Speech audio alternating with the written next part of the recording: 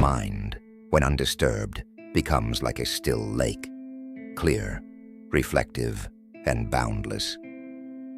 In this clarity, the chaos of the world dissolves, and what remains is the pure essence of existence.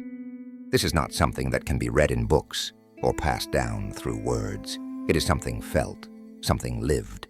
It is Zen. In Zen, truth is not a concept to be understood, but a reality to be experienced. There are no teachings to memorize, no rituals to perform, only the act of being fully present.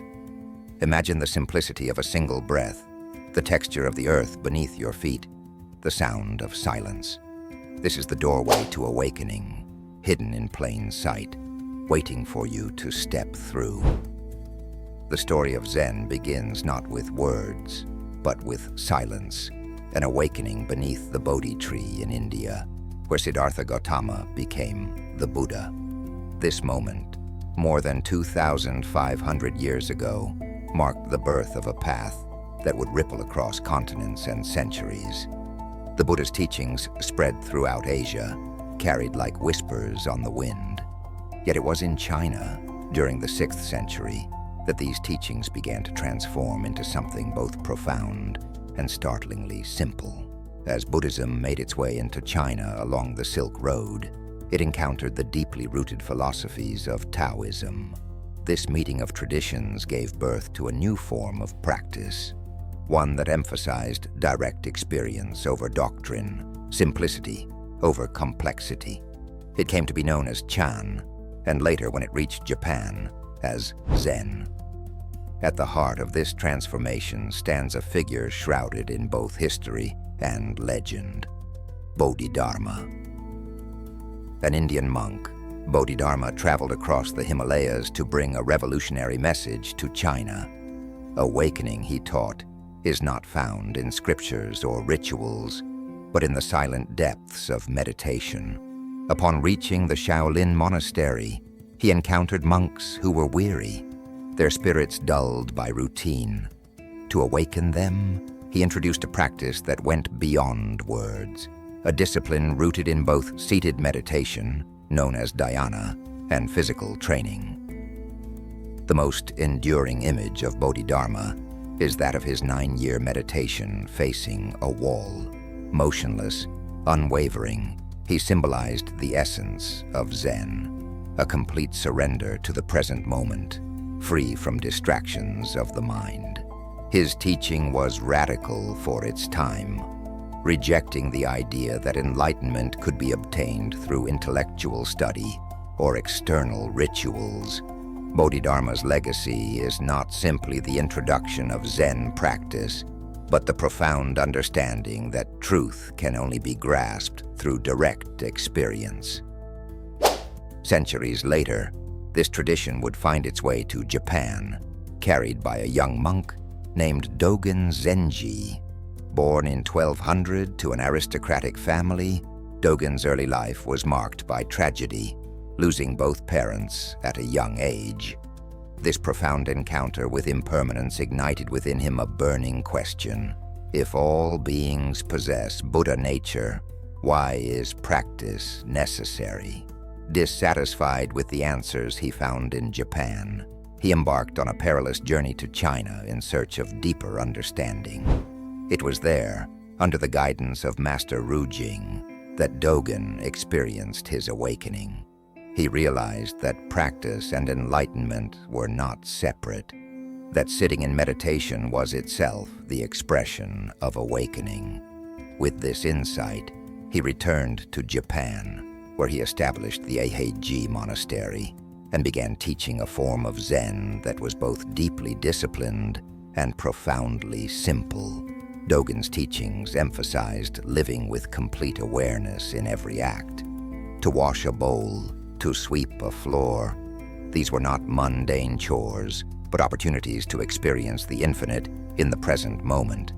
His writings, particularly the monumental Shobogenso, articulated the essence of Zen in ways that continue to resonate. To study the way, he wrote, is to study the self. To study the self is to forget the self. and to forget the self is to be enlightened by all things. Through Dogen Zenji, Zen Buddhism in Japan took on a character of its own, remaining faithful to the spirit of simplicity and depth that originated under the Bodhi tree in India. The practice of Zazen, or seated meditation, became the cornerstone of this tradition, a practice not of seeking something outside oneself, but of realizing what has been present all along. Zen's journey, from the Buddha's awakening to its flourishing in Japan, is not merely a historical tale. It is a testament to the power of simplicity, of stripping away the unnecessary to reveal the profound. Through the silence of meditation, through the focus of mindful living, Zen invites each individual to step beyond the confines of thought and into the vast, boundless reality of the present moment. In Zen, time is not something that flows from past to future. It is not a river that carries us forward or a fleeting moment to be grasped. Instead, Zen reveals that all of existence converges in a single point, the present. The here and now is not merely a bridge between what has been and what is yet to come. It is the entirety of life itself. This is where Zen lives, where all distractions dissolve and where true understanding begins. Simplicity is at the heart of Zen philosophy, not as a rejection of complexity, but as an embrace of what is essential. It teaches that the extraordinary is not hidden in distant mountains or secret teachings, but in the most ordinary acts of life. To drink a cup of tea, to breathe deeply, to place one step before another. Each of these is an opportunity to experience the infinite. Zen transforms the mundane into the sacred, revealing that enlightenment is not found somewhere else. It is here, in the smallest and most unassuming of actions. But to truly live this simplicity requires a shift, a letting go. Zen calls for the dissolution of the ego, that fragile construct of self-identity that separates us from the world. The ego divides and categorizes, creating illusions of I and other, of possession and loss, of beginning and end. Zen offers freedom from these illusions, not by fighting them, but by seeing through them. As Dogen Zenji taught, to study the self is to forget the self. In forgetting the self, the barriers between you and the universe dissolve. What remains is a profound unity, an unshakable connection to all that is. This dissolution is not an escape from the world, but a deeper immersion in it. When the ego is set aside, the boundaries of the self fade, and life is experienced in its fullness. The wind through the trees, the sound of water, the rhythm of your own breath. These are no longer separate occurrences, but aspects of a single, boundless reality. Zen does not demand renunciation or the abandonment of the world. Instead, it invites us to live fully within it, to embrace each moment with unwavering attention. It is in the act of being present that the essence of Zen is realized. As a Zen proverb teaches, when you walk, just walk. When you eat, just eat. There is no need for complication or distraction. The path is simple: to be here, now. Through this simplicity, Zen guides us to a state of profound clarity, a state where life is no longer obscured by the noise of thoughts and desires. This is not a destination to be reached, but a way of being, a return to what has always been present. Zen reminds us that the truth is not somewhere out there. It is here, waiting to be seen in the quiet stillness of the present moment. Zen is not merely a philosophy to be contemplated. It is a practice to be lived. At the core of this practice is Zazen, or seated meditation, a simple yet profound way of connecting with the present moment. Zazen is not about achieving a specific state of mind or silencing thoughts through force. Instead, it is a surrender, a quiet observation of what is, without judgment or clinging. Thoughts arise like clouds drifting across the sky, and just as effortlessly, they fade. The practice is to let them come and go, remaining rooted in the stillness beneath. In the act of sitting, there is no striving, no goal to reach. The posture itself becomes an expression of awakening. The spine upright, the breath steady, the body grounded yet alert. This is not just physical stillness, but a stillness of being, where the boundaries between the meditator and the world begin to blur. Dogen Zenji spoke of Zazen as the ultimate realization of the way, a practice where the entirety of existence is reflected in the simplicity of sitting. It is here, in this quiet presence, that the true nature of reality begins to reveal itself.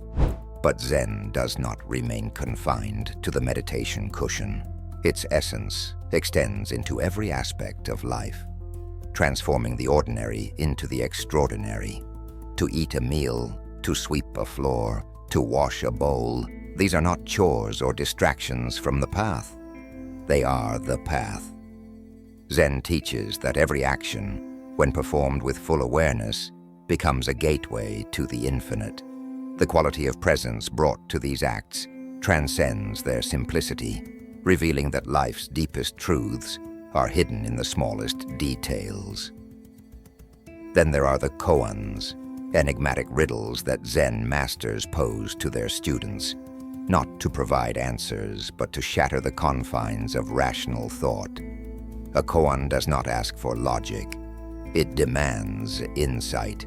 Without moving your lips or tongue, say something about Zen. This is not a question to be solved, but an invitation to step beyond the mind's habitual patterns and into direct understanding. The purpose of a koan is not to provide knowledge, but to awaken the practitioner to a deeper reality that lies beyond words. Together, these practices form the heart of Zen, guiding the practitioner not toward some distant enlightenment, but back to the truth that has always been present. To sit in stillness, to move with intention, to embrace the paradoxes of existence. These are not separate acts, but threads woven into the fabric of life itself. Through Zazen, mindful living, and the challenge of koans, Zen reminds us that the path to awakening is not found outside ourselves, but in the quiet, present awareness of this very moment. The journey of Zen brings us to a profound realization. Enlightenment is not a distant goal to be reached, nor a treasure hidden in some far-off place. It is here, in this very moment, woven into the fabric of everyday life. Zen does not promise an escape from the world, but offers a way to live fully within it, to see clearly, to feel deeply, to embrace life as it is. Each breath, each step, each simple act holds the essence of awakening. There is no need to search beyond what is already present. The truth is not waiting to be found. It has been here all along, quietly calling us to look, to listen, to be. Zen invites us to peel away the layers of distraction and illusion, to rediscover the extraordinary in the ordinary. In this rediscovery, life transforms. Washing the dishes becomes an opportunity to feel the coolness of water on your hands. Walking down a path becomes a meditation, where each step connects you to the earth. Every moment becomes a doorway, not to somewhere else, but to the infinite depth of now.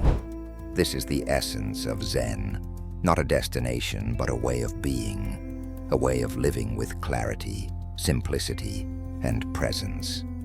It reminds us that there is nothing to add, nothing to seek, and nothing to fix. What we are searching for is already here, in the quiet rhythm of life, unfolding around us. In the words of an ancient Zen proverb, before enlightenment, chop wood, carry water.